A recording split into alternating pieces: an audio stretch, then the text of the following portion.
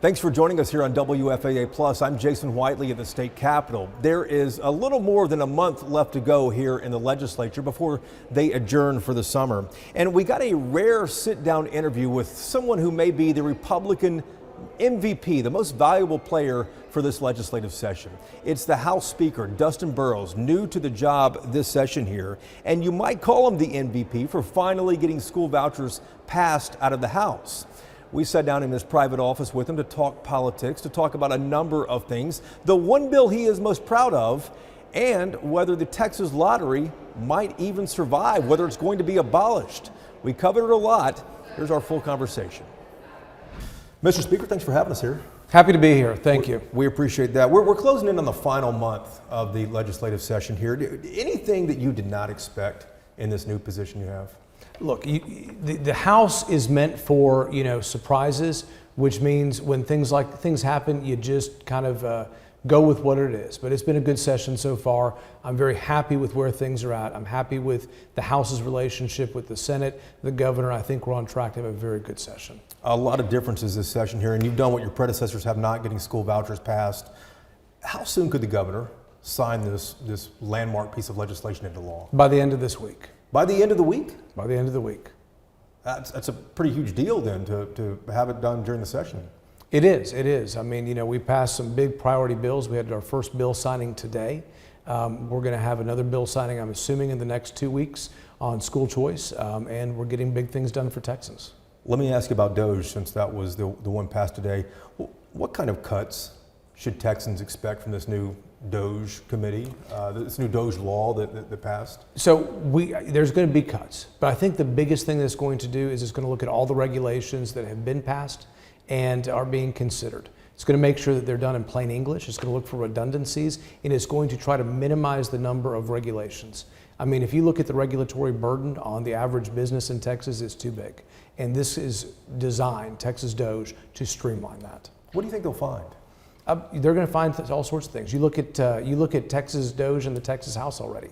I mean, who would have predicted that Giovanni Capriglione and his committee would have looked at some of the Medicaid contractors and what they've discovered? And they're still working hard to uncover and find waste, fraud, and abuse. Is there going to be a significant cost savings, do you think, to taxpayers? I sure hope so. At the end of the day? That's going to be the intention. Let's talk about ESAs here. There are a number of private schools in Texas that I've heard from that just aren't interested in vouchers. They're afraid there might be some future accountability for those schools if they take the money. Should lawmakers do anything to incentivize private schools so there really is school choice and parents can really send their children wherever they want? Here's the good news. For those private schools that have those concerns and do not want to participate, they do not have to. For all the ones that there are several others that would actually love to participate in this program. And I think we're going to see some of the private schools that have been in business and operation for a long time in this state. When I think about it, I think about the Catholic Church and the schools they have. I think you're going to see them expand and grow and provide more opportunities because I think they're very excited about this program. What do you tell these other schools outside the parish schools that might have concerns that there may be some future accountability tied to this money? This bill makes sure that is not going to be the case. It makes sure that private schools are going to be able to operate the way they always have. They have big, significant safeguards and protections, and they also will always have the right not to participate if they so choose. Lost in the conversation about vouchers is the historic amount of money put towards public education. How big of a deal was that? It's the biggest bill we passed this session. Why do you think it was lost in this conversation? I don't know. I mean, it shouldn't have been. We've held a press conference about it. It is HB2, meaning when we look at numbers, the only thing more important is the budget, which we are constitutionally obligated to pass. For the Texas House, it is the big win of the session. And I feel it has a lot of momentum even in the Texas Senate and with the governor. So it does a lot of good things, takes care of our SPED children, our special education, deals with full day pre-K funding, a lot of the things that we've been hearing about. And I think our public education community is very excited about HB2. Did the passage of HB2, the public school funding, did that squelch concern from critics, rural Republicans who might have been concerned about vouchers, do you think? I don't know if the two are necessarily tied together or not, but what I can say is House Bill 2, combined with a few of the other programs that we're doing in addition to that, means this session we will have been committed to spending more on public education than in the history of Texas, even after being adjusted for inflation. That is a historic win, and we're taking care of some much needed things. Teacher pay raises, special education funding, full day pre-K, things that I think are very important that we hear about and very excited about. One more ESA question here. Do you anticipate expanding the voucher program at all in the future? Do you think that $1 billion of the biennium will be consumed? So look, we hope that there's a huge demand for it. I think there will be. I think that as soon as we have this program available, people sign up for it, we're going to see a huge demand for that. And if the demand is there and the children are being educated, we're going to have excitement, and I can see future legislators wanting to continue to grow it and invest in it because it's going to work. But you're expecting a huge demand. I think there's going to be a big demand. I really do. Let's talk about the budget for a moment here. House and Senate budgets both leave $40 billion on the table that can't be spent unless lawmakers break the spending cap. Is that a possibility at all, do you think? I don't think we will. Look, we don't know what the economic certainty is going to be. We don't know where it's going to be. I think it's always good to leave money in the bank. I think it's very good to basically leave some money available so that, when we return to future legislative sessions, that we have a bit of a cushion. I think Texas taxpayers expect us to be responsible with their money. They expect us to be responsible with budgeting, and they may want to make sure that we don't put ourselves into deficit spending, which we don't do in Texas. What happens to that money? Does it stay on a balance sheet? It doesn't go to the rainy day fund, does it? So there's a certain amount of money that's going to go to the rainy day fund, and I think there's some additional monies beyond that I would like to hold back for next session to make sure that we're not bare cabinet when we return potentially. Not bare cabinet? No. I haven't heard that one. Fiscal conservatives in your party are they're critical about the state budget increasing again this session. What do you tell those critics, especially at a time when we're all watching what's happening in D.C., where agencies are being eliminated, people are being fired, et cetera? I'm going to push back real quick. I'm not so sure they're really fiscal conservatives. I think there's some people who want to make their political mark by complaining about everything that we do so they can show a differentiation. That's politics. Does it make them more fiscally responsible or opportunists? I don't know. I'll let people be the judge of that. But if you look at our budget, we have 5 spending constraints. We're underneath all of those, including growing the budget beyond population plus inflation, a bill that we passed in 2019, historic, something I fought for the first 2 sessions I was here. We have 5 different spending restraints. We do not have deficit spending. We do not have a DC style budget. I'm always amazed when I talk to people, and I think sometimes they understand what's happening in DC, where they haven't balanced a budget in I don't know how long. They have deficit spending over and over. They have debt. We don't have those things in Texas. It is a fiscally responsible budget, period, the end, which is why you see the House and Senate and Republicans agree on it, because that's what's important. But as far as the actual expenditures growing over the bienniums, what do you say to that? Is there?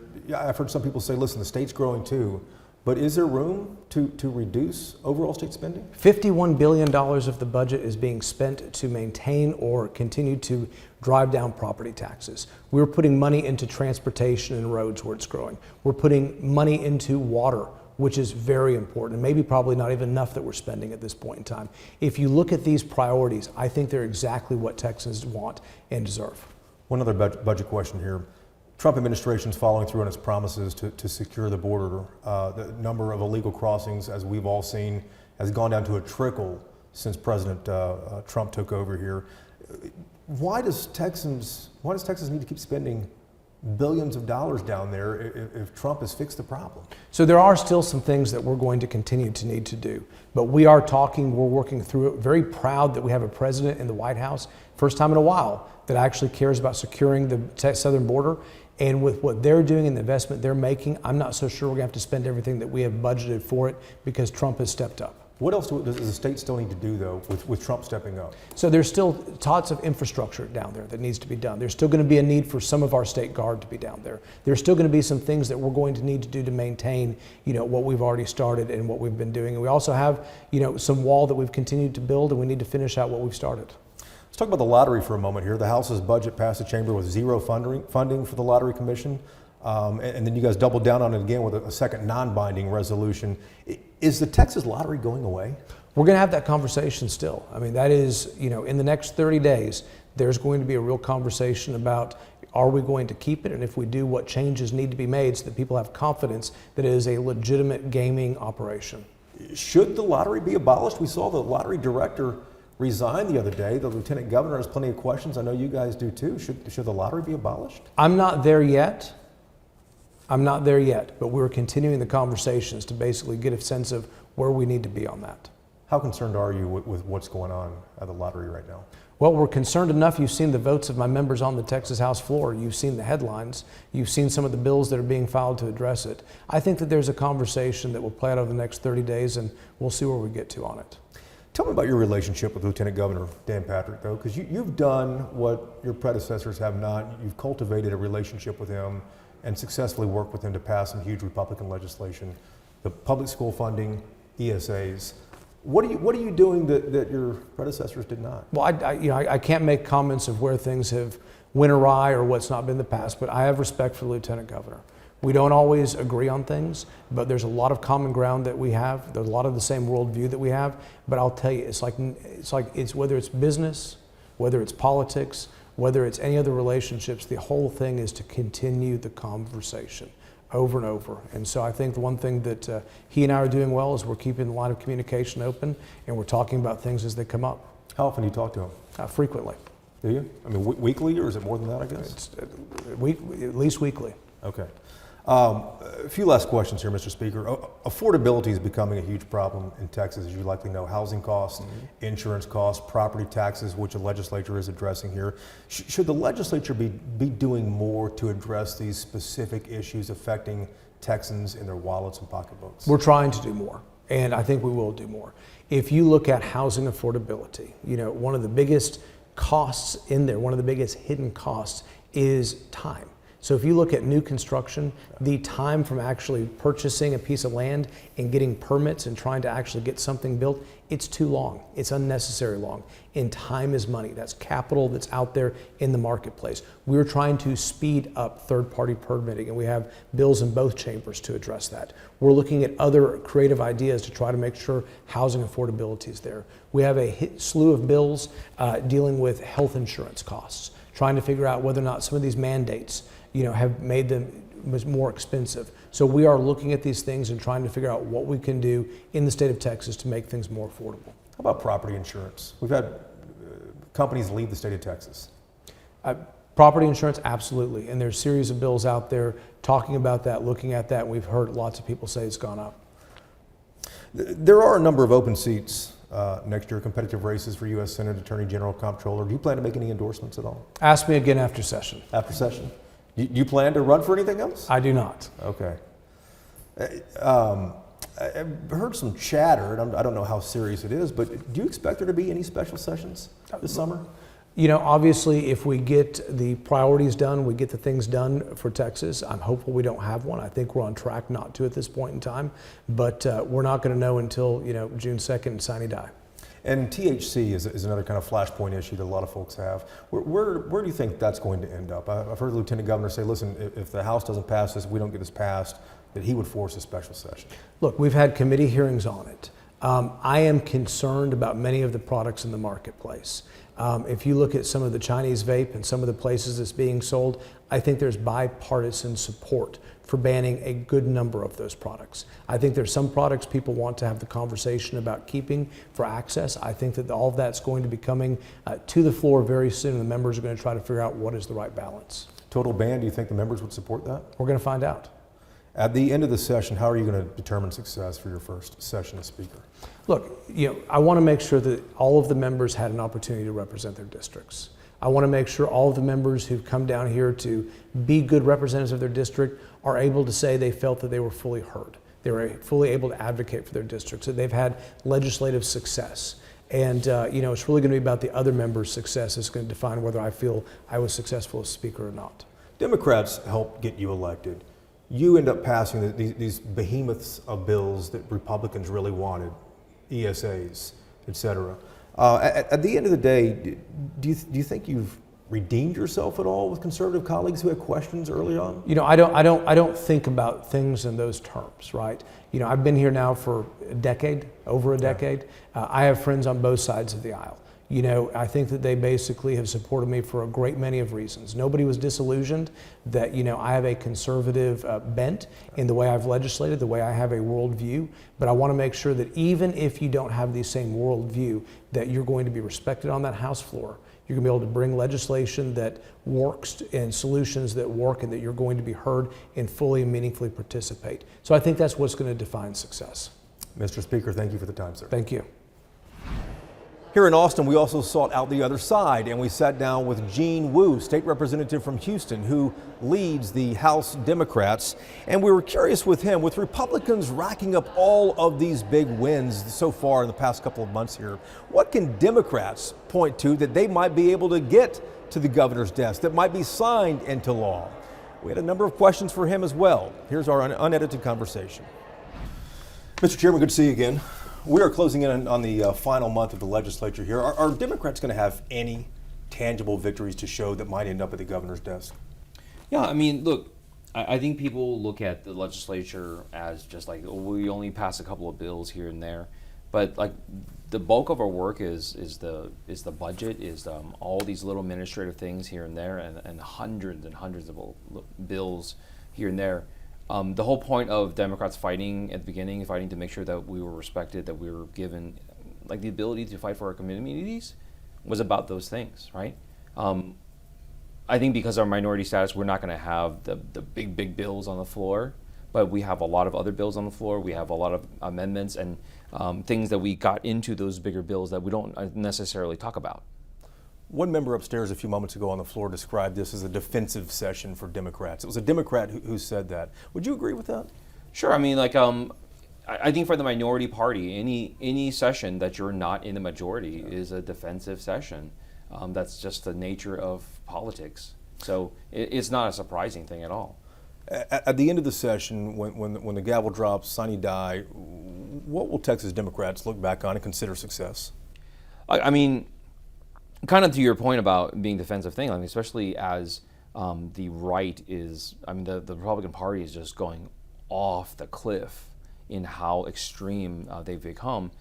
We've had to do more and more of the dealing with, as people are struggling to survive, as costs are going up, they're filing stuff about DEI and trans kids and all this stuff. Like what is this? Why are you doing this? You guys have already passed every single bill you could possibly want on all these things, and you want to keep doing this stuff instead of actually dealing with people's incomes, dealing with the rising cost of food, dealing with, insurance companies are pulling out of the state. What are we doing about those, right? And we don't have as much time to work on those because we're dealing with the nonsense. Let's talk about vouchers for a moment here. You said the other day after they passed, you said the fight's not over on vouchers. What's next then? So look, one, the bill, even if the governor signs it, which, I would encourage people to start calling the governor and saying, hey, you don't need to sign this thing. You don't have to. You should listen to us. But he wants it more than anybody. But he is a politician nonetheless. And politicians, ultimately, you need to listen to the people who put you in office. And the public needs to tell them, you need to listen to us and not a couple of billionaires who wrote you big checks. At the end of the day, we are your bosses, not them, right? And if the governor decides that his bosses are actually 4 billionaires and Donald Trump's, then so be it. But the public needs to tell him, we are your boss, we are telling you to veto this bill. But when you said that the fight's not over on vouchers, is there anything planned next? Is there legal action? Is there anything else that you can do in the Yeah, without going into too much detail about what the next strategy is, I think one, the stuff doesn't go into effect for another 2 years, right? And I think it would be a good time with those intervening 2 years, if the communities want to start electing members that will actually listen to them and actually do what their community has asked them to do and defend the community the way the community wants to be defended, you could elect new people and we can come back and say, like, you know what, we were just kidding 2 years ago. We're going to pull this back, right? But we need a body and a governor who's willing to do that. Vouchers were the big political battle, at least in the headlines here. Is there anything else that you guys see in the remaining 4 or 5 weeks here that you're really going after to try to stop? I think in terms of just insane things. There's tons of insane things, but I think for the most part, the House has really like tamped down on it, or at least made an effort to, and tried to focus more on bills that actually move Texans forward and things that actually like makes people's lives better. I know that a lot of those pieces of legislation they're in the House. They're stuck in the House because the Senate is happy to rubber stamp anything that Governor Abbott or Dan Patrick puts on their desk. But I think the House, in looking at everything that's going on, is really asking the harder questions like, wait, why are we doing this? Is this something that's actually important for the people? Is this something that we've already covered multiple times? And given everything that's happening right now, is this really a priority, or are other things dealing with things that directly affect people's lives, like income and food costs and everything else, are those more important? Like affordability, and that Yeah. kind of leads to my next question here too. Last time you and I spoke, it was right after Democrats got Dustin Burrows elected as Speaker. Burrows went on to pass school vouchers. That's a huge Republican priority. Is there any regret voting for Burrows? Look, that's up to individual members. I think no matter what the choice was, our choice was between someone who has basically said that they would give us power, would give us the ability to defend ourselves and speak up for our legislation, versus somebody who says, no, we'll cut you off at the knees. So no matter what happens with vouchers, I think those kind of like decisions are really clear. It's like, why would we ever work with somebody or give our vote to somebody that says you have no power, no place here? Has Burrows lived up to any of the thinking that Democrats had? Look, I think, has Burrows lived up to his word? I think that's for individual members to make their own decisions on. But a lot of the commitments, like making sure that Democrats have power in committee, making sure that our bills go through, making sure that people aren't just voting against us just because we're Democrats, and actually vote on the policy. I think those we've seen those. But like, let's wait till the end of the session to make a decision. A few last questions here. Let me ask you about THC. The House bills to ban THC is still in committee. Yep. It's a little different from the Senate version, obviously. The House wants to allow THC in beverages. Is this going to get to the House floor, do you think? I don't know. And I think in the current form, both bills are just bans of different kinds, sure. Right? The Senate bill is a total and complete ban, which is, I think, for the vast majority of people, is just a non-starter.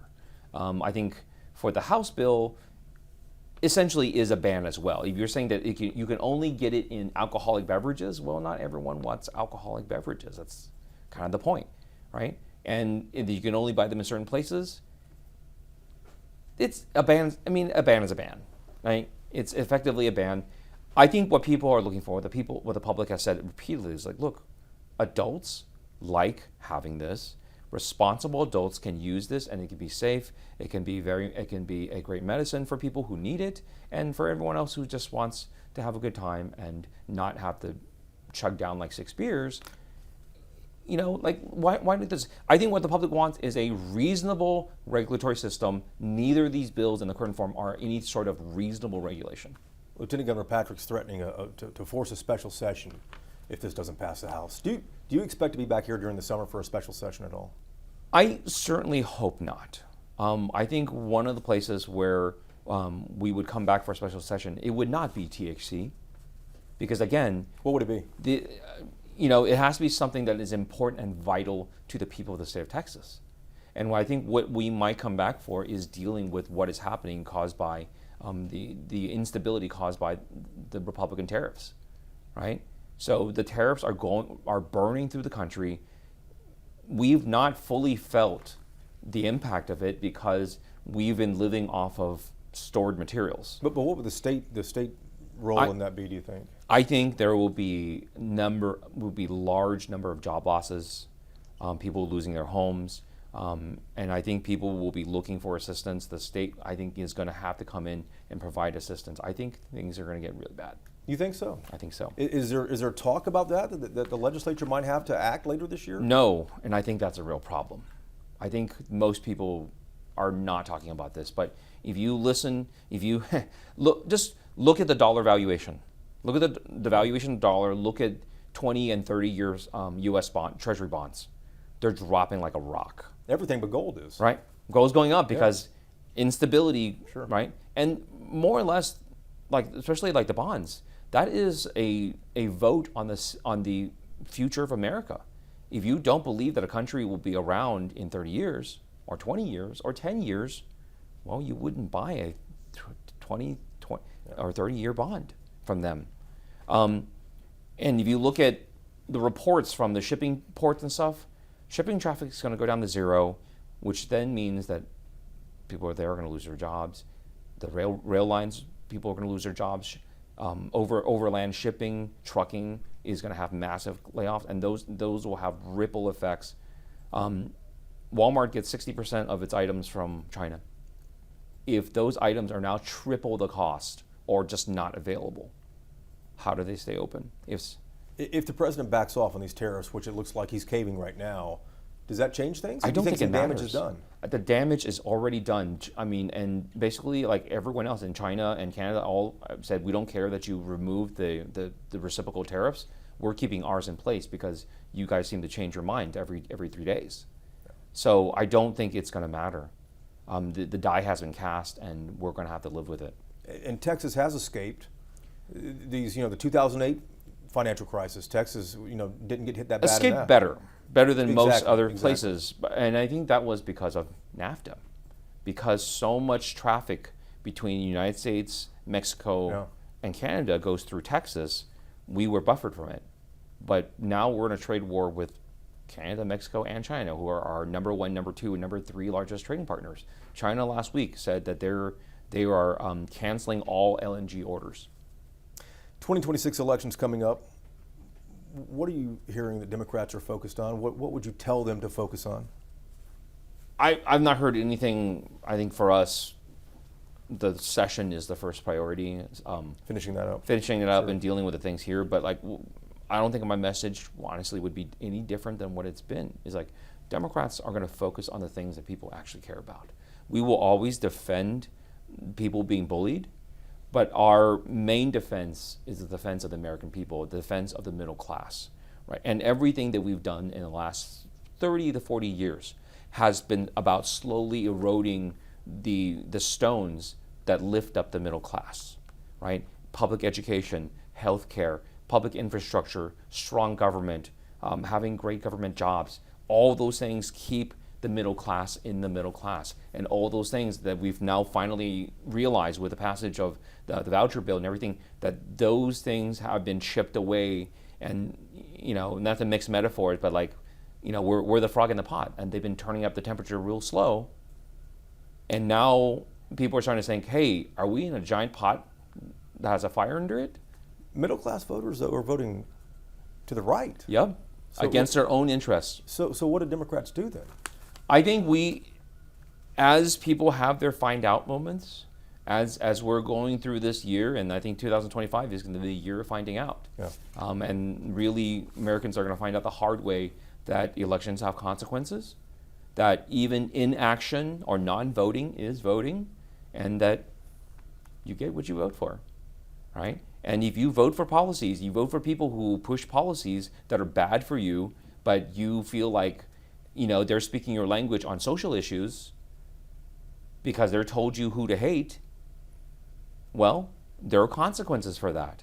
And I think what Democrats need to do is we need to stand right where we have always stood. It says Democrats have never moved from this spot.